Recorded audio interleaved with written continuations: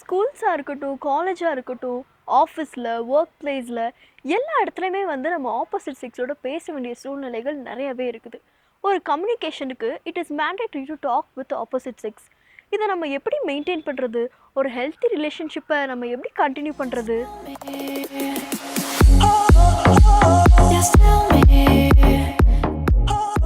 Opposite செக்ஸோட நம்ம relationship வச்சுக்கலாமா இல்லை வைக்கவே கூடாதா அப்படின்னு சொன்னால் கண்டிப்பாக நம்ம வைத்து கொள்ளலாம். அது இல்லாமல் இருக்க முடியாது. இப்போ நம்ம ஒரு ஸ்கூலில் எஜுகேஷனில் படிக்கிறோம், காலேஜில் படிக்கிறோம், ஒர்க் பண்ணும்போதும் நம்ம வந்து நிறையா வந்து நம்ம ஆப்போசிட் செக்ஸ் பீப்புளோட நம்ம ஒர்க் பண்ணலாம். But as a child of God you can always have a healthy relationship. இப்போ எங்கள் டீமில் கூட நீங்கள் பார்த்தீங்கன்னா எங்கள் டீமில் பாய்ஸ் அண்ட் கேர்ள்ஸ் எல்லாம் இருக்காங்க. மேரிட் பர்சன் இருக்காங்க, மேரிட் ஆகாத அன்மேரிட் பர்சன் இருக்காங்க. But we have clear boundaries இல்லை. ஸோ ரொம்ப முக்கியமான ஒரு விஷயம். ஸோ முதலாவது நம்ம வந்து தெரிந்து கொள்ளணும், ஆண்டவரோட டிசைன் ஃபார் மேரேஜ் நல்லா தெரிஞ்சுக்கணும்.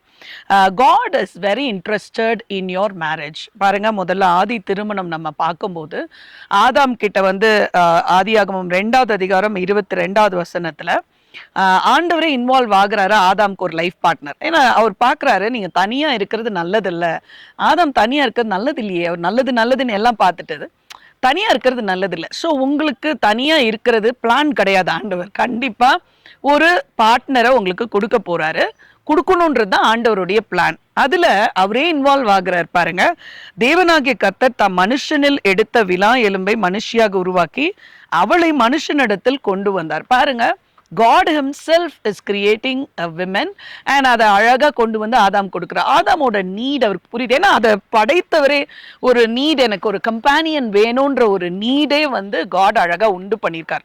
அதுதான் இந்த 10 பருவத்திலேருந்து 11 12 வயசுலேருந்து நம்மளுக்கு வந்து அடி கொஞ்சம் அட்ராக்ட் எல்லாம் ஆயிட்டு இருக்கோம். அதனால தப்பு இல்லை. ஆனால் it should end in marriage.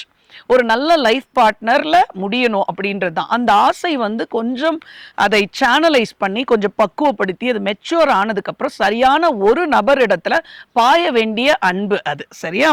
So பாருங்க, அப்போ கரெக்டான பர்சன் வரும்போது ஆதாமும் கரெக்டாக அதை ரெக்கக்னைஸ் பண்றாரு. 25வது வசனம் பார்த்தீங்கன்னா, அப்பொழுது ஆதாம், இவள் என் எலும்பில் எலும்பும் என் மாம்சத்தில் மாம்சமா இருக்கிறாள், இவள் மனுஷனில் எடுக்கப்பட்டபடினால் மனுஷி எனப்படுவாள். So Adam also knew this is the person. இல்லை, நான் என்ன சொல்லுவேன் அப்படின்னு சொன்னால், இப்போ நீங்கள் ஸ்கூல் காலேஜ் ஒரு 20-21 இயர்ஸ்க்குள்ளே இருக்கிறீங்கன்னா, both boys and girls first of all don't move in to a serious relationship. எனக்கு இந்த பையன் தான், இந்த பொண்ணு தான் சொல்லி அவசரப்படாதீங்க. Because you are not matured enough. நீங்கள் வந்து ஒரு உங்களையும் கையாண்டு இன்னொரு நபரை, ஒரு கம்பேனியனை கையாளுறதுக்கு நீங்கள் இன்னும் ரெடி ஆகலை. அது வந்து உண்மை, அதுதான் ஃபேக்ட். உங்கள் பாடியும் ரெடி ஆகலை, உங்கள் மைண்டு, உங்கள் இமோஷன்ஸ்லாம் ஃப்ளட்டாக இருக்கும். இன்றைக்கி வந்து இந்த பையனை பிடிக்கிற மாதிரி இருக்கும், நாளைக்கு ஏன்டா இவனை நம்ம வந்து பிடிச்சிருக்கோம் அப்படின்ற மாதிரி யோசிக்கிற மாதிரி இருக்கும். ஸோ அதனால் கொஞ்சம் இதை வந்து வெயிட் பண்ணி இதை வந்து நம்ம இமோஷன்ஸ் கிட்ட நம்ம முன்னே பேசியிருக்க மாதிரி ஒரு செல்ஃப் டாக் பண்ணிக்கோங்க. நல்லா தான் இருக்கா அந்த பையன், இந்த பொண்ணு சூப்பராக இருக்கா, நல்லா பழகுறா, நல்லா சிரிக்கிறா, அவளை பார்த்தா எனக்கு நல்லா இருக்கு, பட்டர்ஃப்ளைஸ்லாம் பறக்குது, but this is not the time, கொஞ்சம் வெயிட் பண்ணுடா, கொஞ்சம் வெயிட் பண்ணு, அப்படி தட்டி கொடுத்து கொஞ்சம் வெயிட் பண்ணு அப்படின்னு சொல்லி நம்ம கொஞ்சம் பேசி நம்மளை உருவாக்குறதுல you become a person of value. நல்லா படிக்கிறதுல, நல்லா உங்கள் டேலண்ட் எல்லாம் க்ரூம் பண்ணுறதுல போங்க. எக்ஸ்ட்ரா கிளாஸஸ்லாம் எடுத்துக்கோங்க. கம்ப்யூட்டரோ, கிட்டாரோ, மியூசிக்கோ, என்ன உங்களுக்கு படிக்கணும், என்னெல்லாம் தோணுதோ உங்களுக்கு க்ரூம் பண்ணிக்கிட்டீங்கனாலே you'll be attracting people towards you. Okay, இப்போ நம்ம ஸ்கூல் காலேஜ் படிக்கும்போது கூட இருக்க பசங்க, கண்டிப்பாக பசங்களும் சரி பொண்ணுங்க, இப்போ கேர்ள்ஸே வந்து ப்ரொப்போஸ்லாம் பண்ணுறாங்க. இல்லை நம்ம கூட இருக்க பசங்க இருக்காங்கல்ல, ஃப்ரெண்ட்ஸு, சும்மா டேய் அவன் உன்னதாண்டா பார்க்குறா அப்படின்னு ஏற்றி விடுவாங்க. உன்னதாண்டி அவன் பார்த்துக்கிட்டே இருக்கான், அவன் பேசணும்னு நினைக்கிறான், இப்படி ஏற்றி விடுவாங்க. நீங்கள் தெளிவாக இருங்க.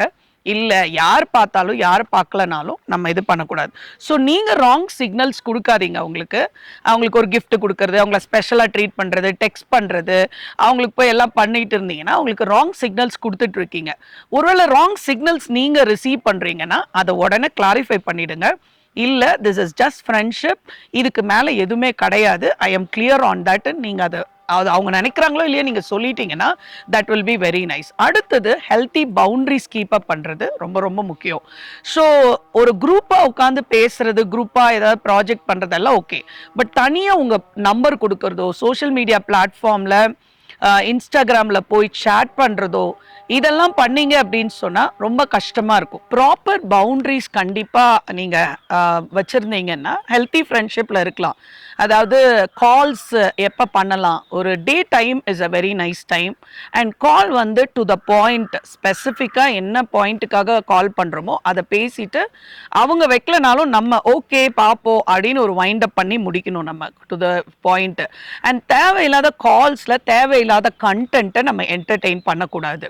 இது போக சோஷியல் மீடியா பவுண்டரிஸும் ரொம்ப முக்கியம். சும்மா போய் டிபிக்கு லைக் பண்ணுறது, ஸ்டோரியை லைக் பண்ணுறது, அதில் ஒரு கமெண்ட் போடுறது, சேட் பண்ணுறது, அவங்க பார்த்துட்டே இருப்பாங்க. ஒரு பர்சன் ரெகுலராக வந்து நம்மளுடைய அது ஃபாலோ பண்ணி நம்மளுக்கு போட்டுக்கிட்டே இருக்காங்கன்னா this person is interested in me. So நீங்கள் அங்கே வந்து ஒரு என்ன சொன்னீங்கன்னா ஒரு கிரீன் சிக்னல் கொடுத்துட்டு இருக்கீங்க, I like you, I am following you அப்படின்ன மாதிரி. ஸோ தேவையில்லாத இது அங்கே போய் இன்ஸ்டாகிராமில் மெசேஜ் கொடுக்கறது, அந்த மாதிரி காரியங்கள் எதுவுமே பண்ணாமல் நம்ம பார்த்துக்கிட்டா நல்லாயிருக்கும். ஸோ ஒரு நல்ல பவுண்ட்ரியோட நல்ல ஒரு ஹெல்த்தி ஃப்ரெண்ட்ஷிப்பை நம்ம நல்லா மெயின்டைன் பண்ணலாம். இந்த மாதிரி தேவையில்லாத காரியங்கள் இருந்ததுன்னா we can have அது நம்ம ஒர்க் ஸ்பாட்லேயா இருக்கலாம், நம்ம படிக்கிற இடத்துலையா இருக்கலாம்.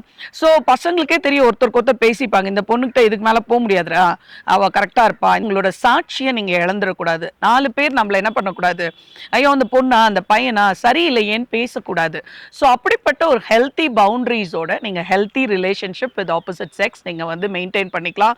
நல்ல ஃப்ரெண்டா அவங்க இருக்கலாம். நாளைக்கு உங்களுக்கு பல உதவிகள், உங்கள் ஃபேமிலி ஃப்ரெண்டா கூட நாளைக்கு மாறலாம். ஸோ நல்ல ஒரு ஹெல்த்தி பவுண்டரிஸ் உங்கள் சர்ச் யூத்தோட நீங்கள் வச்சுக்கலாம். இப்படி வச்சுக்கிட்டிங்கன்னா உங்களுக்கான ரெஸ்பெக்டும் ரொம்ப கூடும்.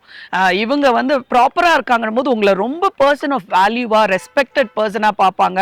உங்களுக்கு அவ்வளோ மரியாதை இருக்கும். உங்களை குறித்து வெளியே பேசும்போது ரொம்ப ஹையாக பேசுவாங்க.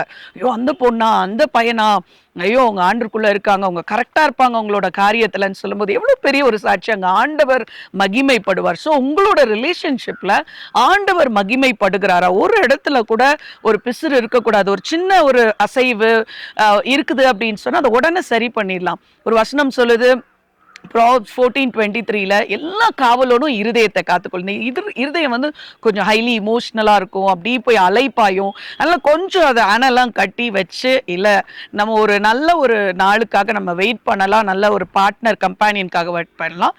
இந்த ஃப்ரெண்டோட இவ்வளோ போதும், இந்த பர்சனோட இவ்வளோதான் வரணும், இதுக்கு மேலே நம்ம விடக்கூடாது அப்படின்னு சொல்லி ஹெல்த்தியாக வச்சுக்கும் போது நாளைக்கு உங்களுடைய லைஃப் பார்ட்னரோட நீங்கள் இணையும் போது தட் ரிலேஷன்ஷிப் வந்து ரொம்ப ஸ்பெஷலாக இருக்கும். அங்கே நீங்கள் இன்டிமேட்டாக போவீங்க. அங்கே உங்கள் கம்பேனியன்ஷிப், உங்களுடைய ரிலேஷன்ஷிப் வித் யுவர் ஸ்பௌஸ் வந்து ஸ்பெஷலாக இருக்கும். ஏன்னா அந்த பர்சனுக்கு மட்டும்தான் ஒரு இன்டிமேட்டாக பேசுகிறதா இருந்தாலும் சரி, இல்லை அவங்க தொடுறதா இருந்தாலும் சரி, அவங்களுக்கு மட்டும் அந்த ஸ்பெஷல் பிளேஸ் கொடுக்கும்போது that is a beautiful relationship which God has given. அது மேரேஜ் அப்படின்ற அழகான ஃப்ரேம் ஒர்க்குள்ள, லாங் டைம் கமிட்மெண்ட்டுக்குள்ள ஒரு கவர்னன்டல் ரிலேஷன்ஷிப்பாக அது வர்றது அழகான ஒரு காட்ஸ் டிசைன் ஆஃப் மேரேஜ் வச்சிருக்காரு. So wait for that design. அதுக்காக நீங்கள் ஆயத்தப்படுங்க, பொறுமையாக காத்திருந்து அது வரைக்கும் உங்களோட ரிலேஷன்ஷிப்பை ரொம்ப ஹெல்த்தியாக பவுண்ட்ரியில் வச்சு மெயின்டைன் பண்ணிக்கிறது ரொம்ப நல்லது.